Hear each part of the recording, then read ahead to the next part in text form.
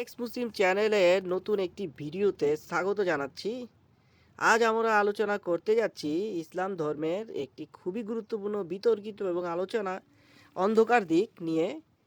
এর নাম হচ্ছে তাকিয়া বা তাকিয়াবাজি।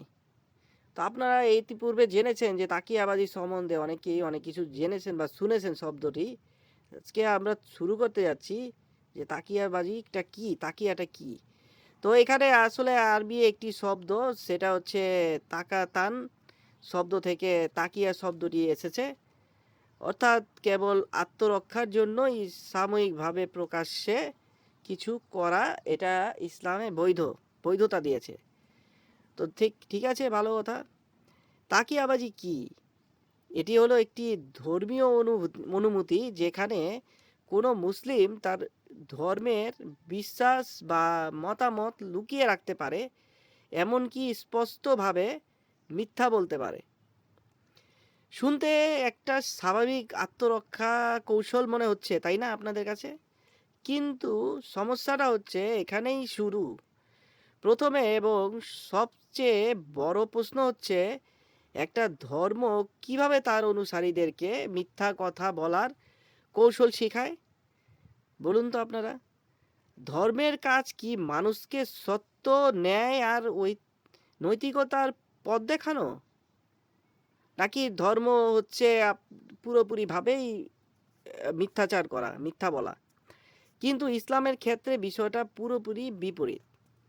যে ধর্ম নিজেই তার অনুসারীদেরকে বলছে মিথ্যা বলো, বিশ্বাস গোপন রাখো, যে কোনো সম্পর্কের ক্ষেত্রে ছলনা করো, মানুষকে হত্যা করো, যেটা কিভাবে নৈতিকতার উৎস হতে পারে?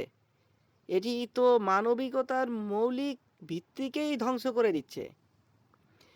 ধরুন আপনি একজন অমুসলিম, আপনি আপনার মুসলিম বন্ধু বা সহকর্মীর সাথে ধর্ম নিয়ে আলোচনা করলেন। সে আপনাকে বলল, আমার ধর্ম নৈতিকতা এবং মানবিকতার বোধ সৃষ্টি করে।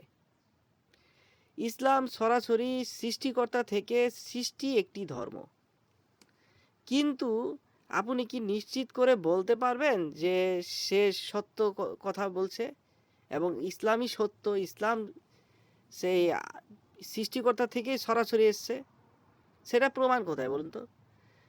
আপনাকে আপনাকে ধর্মান্তরিত করার মিথ্যা বা তাকিয়াবাজি বলছে না তো। মানে বলতে যাচ্ছি যে এই যে আপনাকে যেই আপনার সাথে যেই কথাগুলো বলছে, এগুলা কি ধর্মান্তরিত, আপনাকে মোটিভেশন করার জন্য বা ধর্মান্তরিত করার জন্য তাকিয়াবাজি করছে না তো?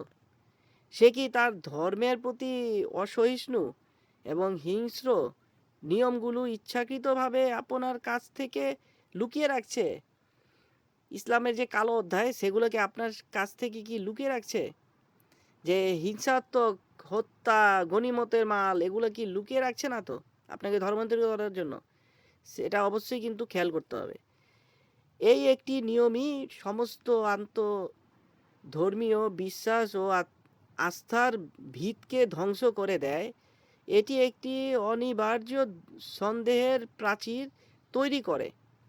মহানবী যখন যুদ্ধে যেতেন নারী এবং গনিমতের মাল সংগ্রহ করার জন্য, তখন সে একটি কাজ করতেন, তখন সে এই কাজটি করতেন ওই ছলনা করার জন্য। নারী গনিমতের মাল, এগুলো থেকে আমরা কি মানবিকতার শিক্ষা পাই বলুন তো? এগুলো থেকে কি আমরা মানবিক বোধ, এগুলো কি সৃষ্টি হবে কখনো? সমাজ কি ভালো হবে এগুলো, এই সব শিক্ষা নিয়ে বলুন তো? দ্বিতীয় প্রশ্ন হচ্ছে, এটা মানুষকে আসলে কি শেখায় বলুন? এটি মানুষকে শেখায় যে সত্য নামক জিনিসটির কোনো স্থায়ী মূল্যই নেই। লক্ষ্য পূরণের জন্য সে কোনো উপায়ে নৈতিকতাকে উপেক্ষা করা যায়। এটি মানুষকে শেখায় কিভাবে প্রতারণামূলক আচরণ করতে হয়। এটি নৈতিক চরিত্র গঠনের সবচেয়ে বড় বাধা হয়ে থাকে। একটি শিশুকে আমরা ছোটবেলা থেকেই শেখাচ্ছি মিথ্যা বলো না, মিথ্যা বলা মহাপাপ। কিন্তু একটি ধর্ম বড় হয়ে তাকে শেখায় কখন কখন কোন কোন সময় তুমি মিথ্যা কথা বলবে। তো মিথ্যা বললে তোমার জন্য জায়েজ, তোমার জন্য হালাল। এটি কিভাবে মানুষ এটি কিভাবে একজন মানুষকে আরো শান্তিপূর্ণ এবং আরো মানবিক মানুষ হতে সাহায্য করে বলুন তো আপনারা? যদি আল্লাহ থেকে থাকেন, তাহলে তিনি তার নিজের সৃষ্টিকে রক্ষা করার জন্য সে কেন প্রতারণা করতে যাবেন? সর্বশক্তিমান আল্লাহ কি তার অনুসারীদেরকে রক্ষা করার জন্য মিথ্যার আশ্রয় নিতে হবে? এটি কি সৃষ্টিকর্তার শক্তি যে এই পৃথিবীকে সৃষ্টি করেছেন?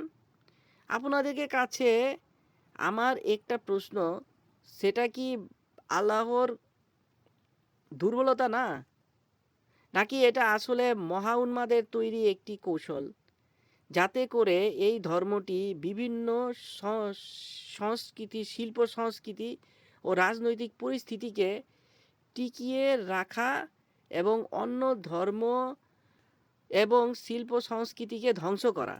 যেমন উদাহরণস্বরূপ বলা যায়, বর্তমানে বাংলাদেশ, আমাদের পার্শ্ববর্তী দেশ বাংলাদেশের প্রেক্ষাপটটা দেখুন, এবং ওইখানে একটি একটি জিহাদি সংগঠন আছে, জঙ্গি সংগঠন, সেটার নাম হচ্ছে শিবির, ছাত্র শিবির।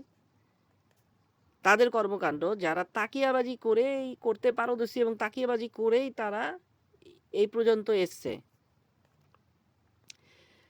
তো যাই হোক, শেষ করব একটা বিষয় নিয়ে।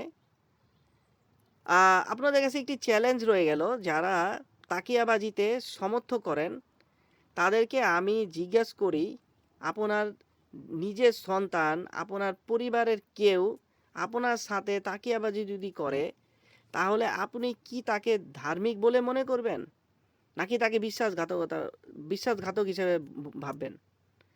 আপনি কি চাইবেন যে আপনার চারপাশের সব মানুষ আপনার সাথে সত্য কথা বলুক, নাকি তাকিয়াবাজি করুক? আপনিই বলুন, কোনটা আপনি প্রত্যাশা করেন, আপনি সেটাই বলুন। মানবিকতা গড়ে ওঠে সত্য এবং আস্থার উপর। যে নিয়ম এই দুটোকেই কৌশলগতভাবে ধ্বংস করার অনুমতি দেয়, এটি কোনো ডিভাইন ইনস্ট্রাকশন হতে পারে না। এটি মহা উন্মাদের তৈরি রাজনৈতিক এবং টিকে থাকার কৌশল, যা ধর্মের মুখোশ পরে আছে আমাদের এই সমাজে। তো যাই হোক, এই কথাগুলো ভাবুন, চিন্তা করুন, নিজেকে মানবিক হিসেবে গড়ে তুলুন, সমাজকে রক্ষা করুন, আমাদের পাশে থাকুন। আমরা চেষ্টা করে যাচ্ছি নতুন হিসেবে আপনাদের কাছে নতুন নতুন কিছু নিয়ে আসতে, এই ইসলামের কালো অধ্যায়গুলোকে আপনাদের কাছে ফুটে তুলতে, সামনে উপস্থাপন করতে। তো আশা করি ভালো লাগছে আমার এই ভিডিও, আমার এই বক্তব্য। ধন্যবাদ।